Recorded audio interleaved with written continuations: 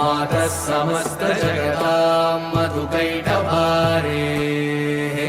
वक्षो विहारिणि मनोहर दिव्यमूर्ते श्रीस्वामि निःश्रितजनप्रियदानशीले श्रीवेङ्कटेश दयिते तव सुप्रभातम्।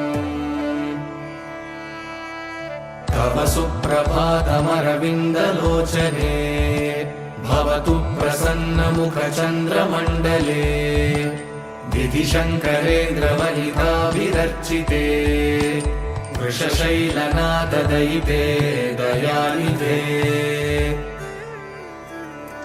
अत्र्यादिसप्तऋषयः समुपास्य सन्ध्या आकाशसिन्धुकमलानि मनोहराणि आदाय पादयुगमर्चयितुं प्रपन्नाः शेषाद्रि